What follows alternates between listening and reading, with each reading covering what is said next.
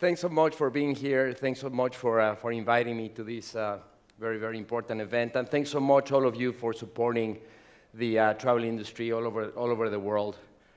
So I'm going to go briefly through who we are and then what we're doing and what we're doing differently in our group. So we are a vertically integrated leisure company where we have 6 companies that comprise 3 distribution companies, Apple Vacations, Travel Impressions, and Chip Caribbean, with about 2 million passengers a year, all of them to Mexico and the Caribbean region. We have over $3 billion in sales and about 30,000 employees. We have a hotel company, AIM Resorts, with 72 hotels, 52 of them already open and 20 under development as we speak. We have a destination management company, Amstar, as well as a vacation club company that has become also a very important distribution channel for our hotels. It's a loyalty program. We are the largest customer of Mexico and the Caribbean worldwide. So that vertical integration allows us to take advantage of the distribution to start opening hotels on those places where we have meaningful volume and meaningful traffic. So that allows us to do that, customizing the product to our passengers, most of them Americans. So our business proposition is a high-end, all-inclusive product, mainly tailored for the American customer, unlike most of the product that existed when we started the hotel company back in 2001. We're an asset-light company. We don't own any of the assets. We manage hotels for third parties. So the vertical integration allows us to process all of the vacation expense and the vacation experience point to point, hassle-free.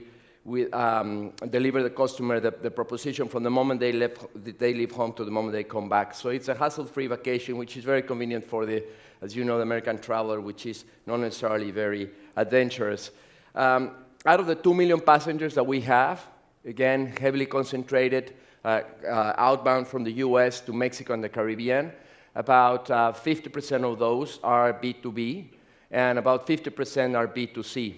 And about 75% of those passengers are commercial flights, and 25%, about 500,000 passengers, are charters.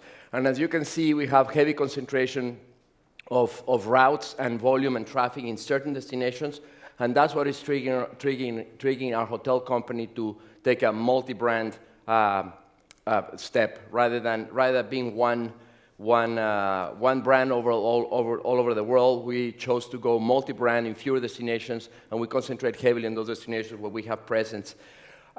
This company was a family business up to 2012. It was 100% family owned.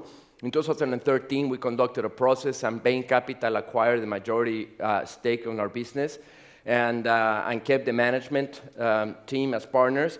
And they were with us for 4 years. In 2017, KKR and KSL, both very important private equity funds. KKR, one of the largest in the world, and KSL is smaller, but very focused in hospitality with a very, very strong presence in entertainment and the hotel business, and all sorts of leisure, ski resorts, golf courses, etc. They both joined forces to buy the stake from Bain Capital. So this is the first year we are now part of that. And of course, the management is still a partner in the business. One of the biggest advantages that we have is that we really focus. We don't pretend to be everything for everybody. We want to be the best at certain type of product, and particularly to our natural customer, which is a high-end passenger within the mass market. At AIM Resorts, that's what makes us a unique. We don't pretend to be everything for everybody. All of our resorts are beachfront resorts, and they're staying within the areas where we can really compete. And we can compete where we have a strong distribution. In our hotel company, right now we have 6 brands, 72 resorts, 26,000 rooms. We work in 8 countries and in 32 destinations. Again, all exclusively on the beaches, located on the beaches. And with these 6 different brands that we have, all different among themselves and also among the competition, it sounds like too many brands for 72 hotels, but in reality, number one, we have to be very clear that we differentiate the brands among us, so the consumer is not confused about why buying one product versus the other, but also because of the heavy concentration of distribution that we have in certain destinations. Approaching multi-brand strategy help us not to cannibalize the customers from one hotel to the other. So we really focus on what we call unlimited luxury. We don't call it all-inclusive, and we truly believe that we deliver a different product than the product that is out there in the all-inclusive market. We don't have bracelets. We have 24 hours room service. We have all of the restaurants are a la carte. We have 5 diamond from the AAA resort, so it's really high-end. It's almost like the great proposition of all-inclusive for the non-all-inclusive customer. It's luxury, but it's also fun and entertainment. We have very high quality of entertainment. Within our brands, Zoetry is boutique, hotels under 100 rooms, wellness and environmental friendly. And they're very peaceful and particularly located in places that are unique. This brand is associated in some cases with real estate. Then we have Secrets. Secrets is adults only. It's not couples only, but it's very focused in romance with a high emphasis in the spa. We have another brand, adults only, which is Breathless. Breathless is more sensual, is more party-like. It's a great place for bachelorettes and bachelor parties, but also high emphasis in the spa. And the price point is very similar to Secrets, and the investment per room is also very similar. We have Dreams. Dreams, we say, is a brand for everybody. We have couples and families. Also, romance is very important. It's the least price-sensitive segment, and it's the leading brand in weddings. We have more than 400 weddings per hotel per year, so more than one wedding a day, and as you know, the wedding market is very profitable. Then we have Now. Now is a similar alternative to Dreams, except that these hotels have larger facilities for groups.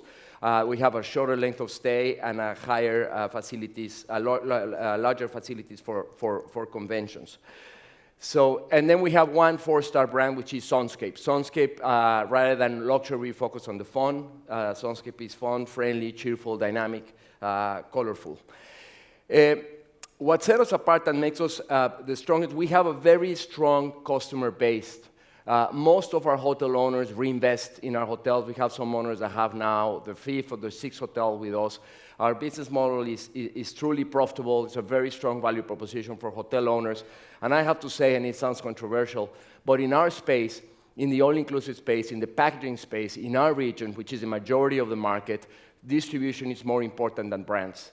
We are more profitable, and not a little bit, significantly more profitable than any of the global brands in our region.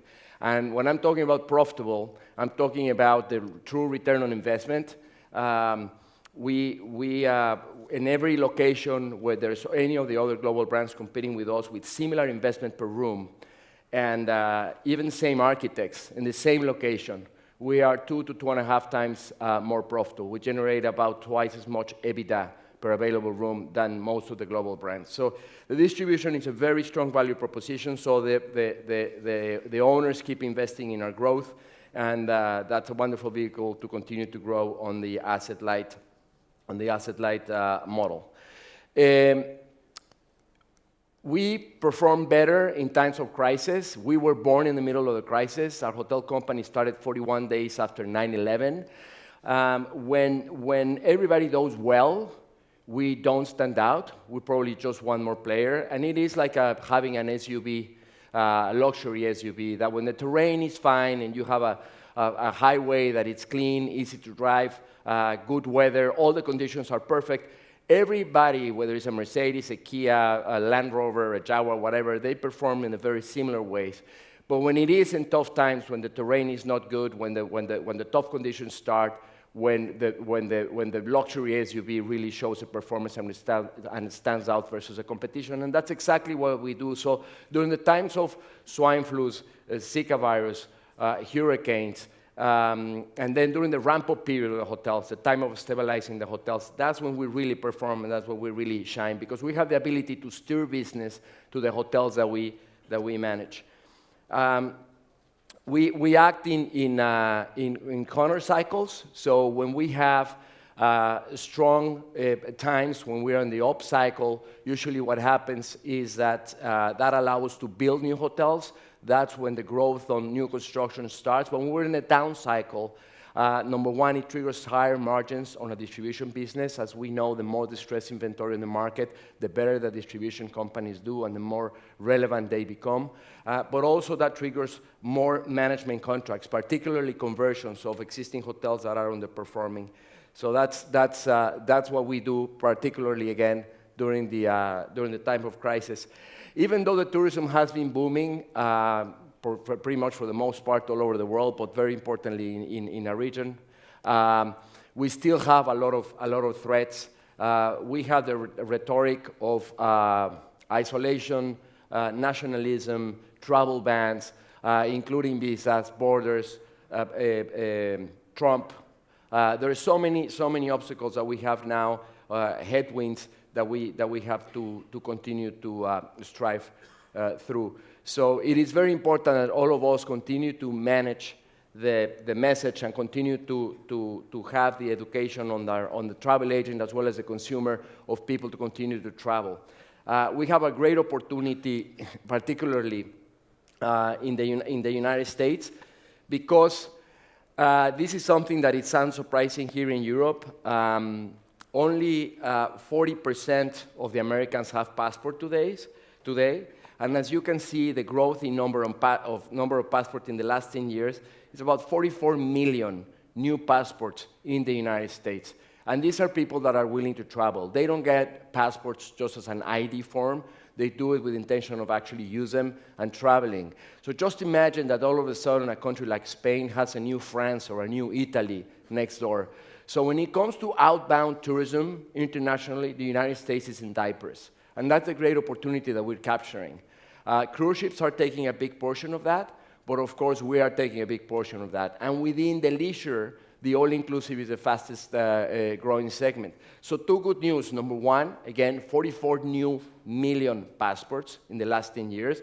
The pace of new passports keeps increasing, despite of the rhetoric that we're hearing right now from our leaders, particularly from President Trump. But the other great news is that 60% still don't have passports. So the size of the market is gigantic. Just imagine, I always use the reference of Spain. Spain, 80% of their 80 million passengers that they're getting right now are sun and beach destinations, and they're getting it from a market that is about 350, 360 million, which is the western part of Europe. We do have, in our part of the world, in Mexico and the Caribbean, a market in between US and Canada, or about 350 million, and we receive less than 20 million passengers in our region. So that certainly has a great opportunity for us to continue to grow. And that's why we continue to grow, and we are very optimistic that this trend will continue.